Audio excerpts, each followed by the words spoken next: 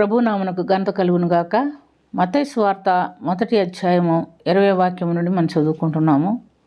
అతడు ఈ సంగతులను గూర్చి ఆలోచించుకొనిచుండగా, ఇదిగో ప్రభు దూత స్వప్నమందు అతనికి ప్రత్యక్షమై, దావీదు కుమారుడైన యోసేపు, నీ భార్య అయిన మరియను చేర్చుకొనుటకు భయపడకుము. ఆమె గర్భము ధరించినది పరిశుద్ధాత్మ వలన కలిగినది. ఆమె ఒక కుమారుని కనును. తన ప్రజలను వారి పాపముల నుండి ఆయన రక్షించును గనుక ఆయనకి యేసు అని పేరు పెట్టబడును. ఇదిగో కన్యక గర్భవతి అయి కుమారుని కన్ను. ఆయనకి ఇమ్మానుయేలు అని పేరు పెట్టబడును అని ప్రభువు తన ప్రవక్త ద్వారా పలికిన మాట నెరవేరినట్టు ఇదంతయు జరిగెను. ప్రియమైనటువంటి దేవునిలారా, దేవదూత మరియమ్మతో మాట్లాడి యేసు ప్రభుని గర్భం ధరించుకొనుటకు ఆమె ఒప్పుకున్నట్టుగా మనం చూస్తున్నాం. అయితే ఆమె దేవుని మాటకి లోబడి నిందలైన అవమానములను భరించడానికి సిద్ధపడింది. కానీ యోసేపు ఆమె గర్భవతి అని తెలుసుకున్నప్పుడు ఆమెను చేర్చుకోవటానికి ఇష్టపడలేదు. మరి ఆమెను అల్లరి పెట్టక, ఆమెను ఇబ్బంది పెట్టక, రహస్యముగా ఆమెను విడనాడి పారిపోవాలని చూచాడు. అయితే అతను ఆ తలంపు ఆలోచన కలిగి ఉన్నప్పుడు దేవుడు మరలా దేవదూతను పంపించి యోసేపుతో మాట్లాడుతున్న మాటలు మనం ఇక్కడ గమనించుకున్నాం.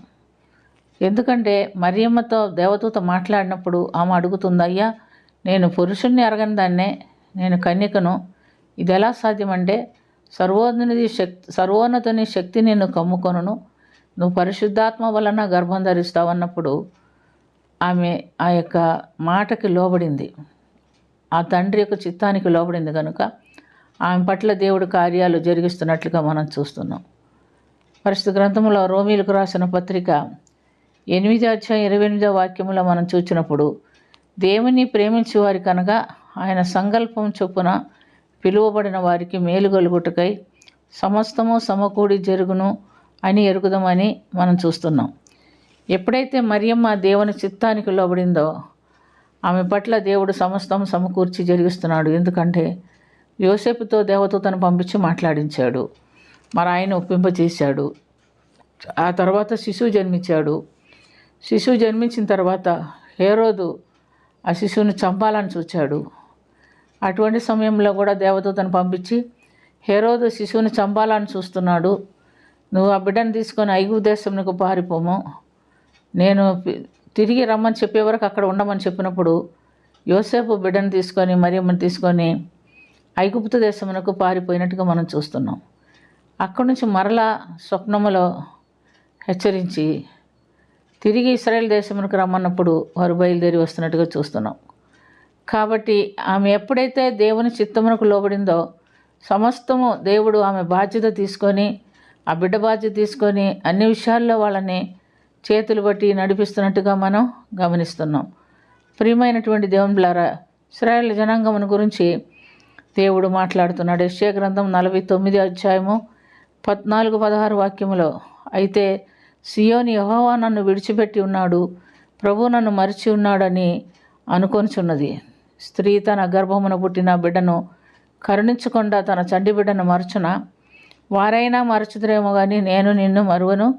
చూడుము, నా అరిచేతుల మీదనే నేను చెక్కి ఉన్నాను, నీ ప్రాకారములు నిత్యము నా ఎదుట ఉన్నవని సెలవిస్తున్నాడు దేవుడు. యేసు ప్రభు కూడా ఈ లోకంలోనికి వచ్చిన తర్వాత తండ్రి చిత్తానికి లోబడి జీవించినట్లుగా మనం చూస్తున్నాం.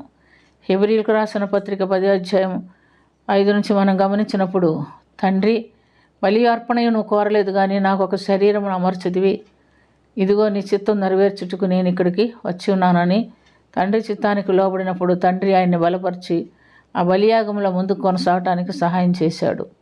కనుక ప్రియమైనటువంటి దేవుని బిడ్డలారా, మనం నేర్చుకోవాల్సింది ఏమిటంటే, మనం కూడా తండ్రి చిత్తమునకు లోబడి ఈ లోకంలో జీవించినట్లయితే అది ఎంతటి శ్రమైనా, ఎంత కష్టమైన బాధ అయినా మన తండ్రి మనల్ని నడిపిస్తాడు, మనకు తోడుకుంటాడు. అది ఆయన ఇష్టం కాబట్టి అలాంటి ఆత్మీయ అనుభవంలో మనం కూడా ముందుకు పోనట్లుగా దేవుడు మనకు సహాయము చేయనుగాక. ప్రార్థన చేసుకుందాం. ప్రేమ కలిగిన తండ్రి, కృప కలిగిన ప్రభు యేసు రక్షక, మీకు వందనాలు.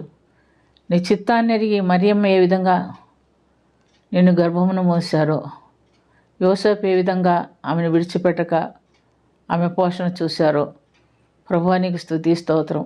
మేము కూడా నీ చిత్తాన్ని ఎరిగి లోకంలో జీవించినప్పుడు సమస్త విషయాల్లో మీరు మాకును సహాయం చేసే దేవుడని ఎరిగి మిమ్మల్ని గణపరుస్తున్నాం, మహిమపరుస్తున్నాం. మీ కొరకు జీవించడానికి మాకును నేర్పించమని యేసుక్రీస్తు పుణ్యనామమున మిక్కిలి వినయంతో అడిగి వేడుకొనుచున్నాము తండ్రి.